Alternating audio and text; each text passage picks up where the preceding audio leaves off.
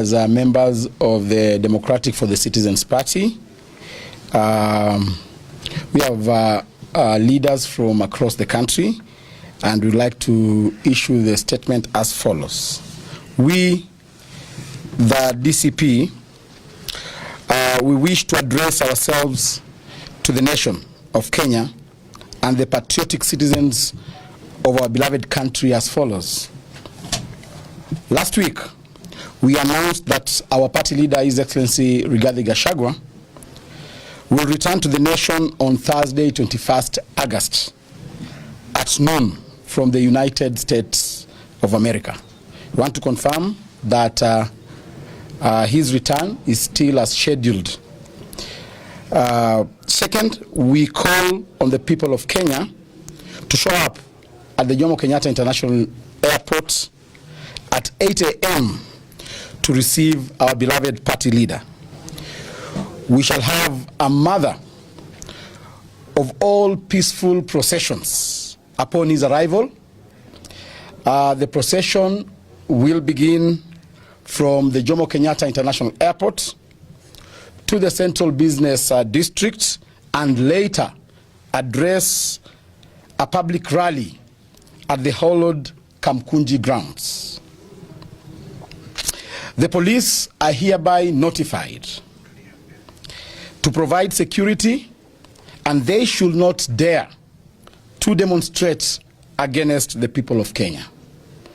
We have done a letter to the Inspector General notifying him of the said activity.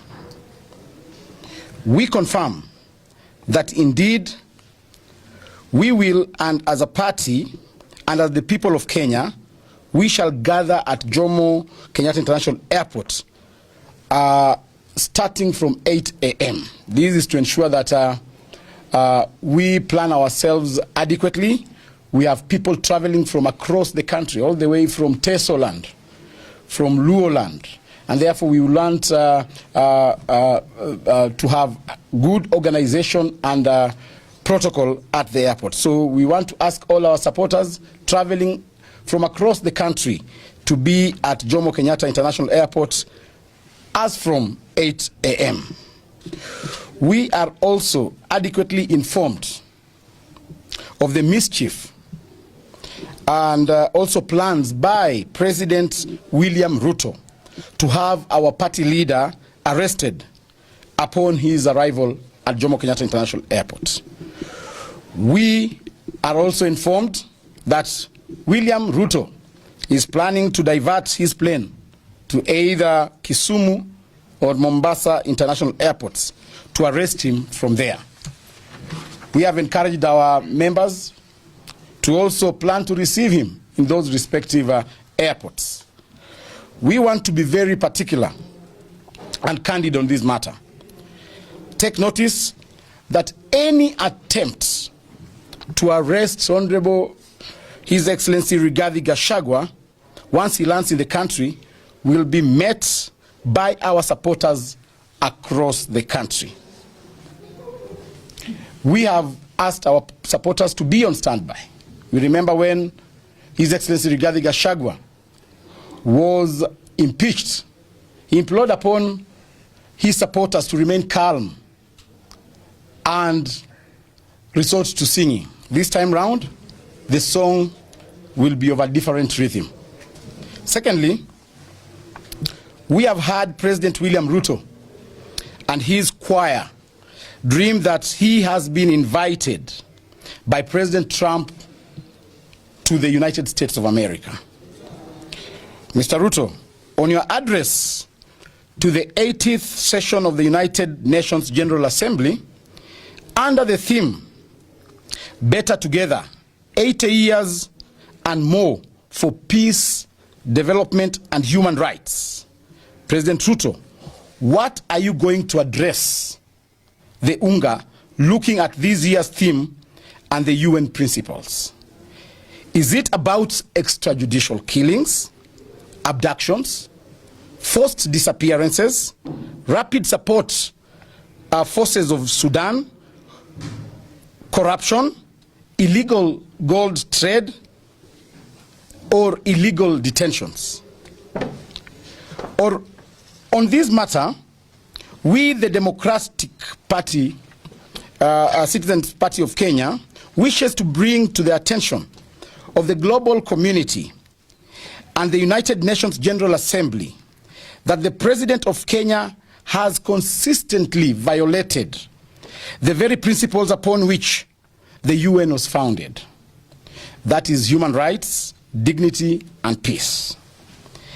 Under his watch, Kenya has witnessed brutal suspension of peaceful demonstrations.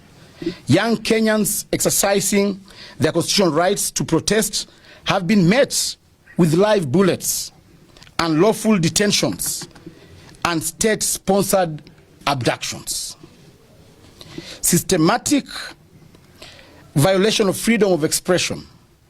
Journalists, whistleblowers, and activists continue to be harassed and silenced. Failure to protect human life. Innocent citizens have died at the hands of security forces with no accountability from the Kenyan government. The UN Charter, the Universal Declaration of Human Rights, and the multiple treaties Kenya is a signatory to all demand protection of fundamental freedoms. Yet, the President of Kenya seeks to parade himself as a statesman before the international community, while his regime is guilty of bloodshed at home.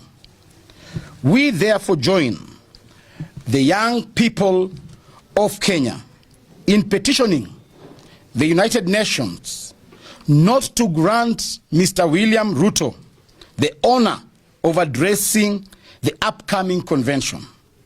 Doing so would amount to legitimizing dictatorship, tyranny, and betraying the young, the women, and the people of Kenya, whose only crime was demanding their rights, justice, and accountability.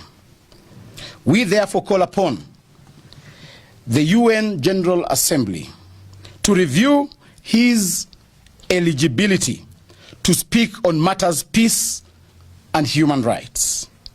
We strongly call on the United States of America as the host country to consider declaring him persona non grata in line with international practices on leaders who trample human rights.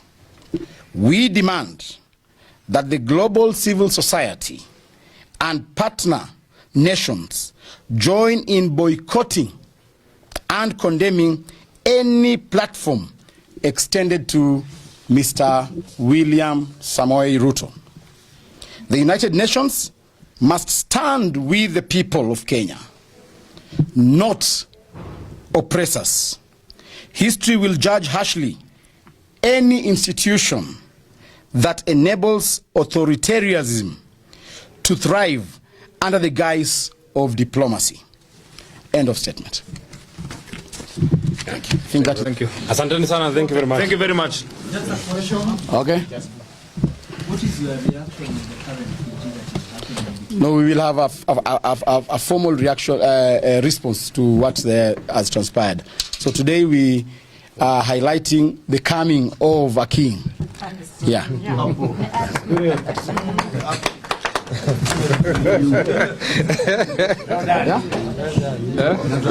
Yeah.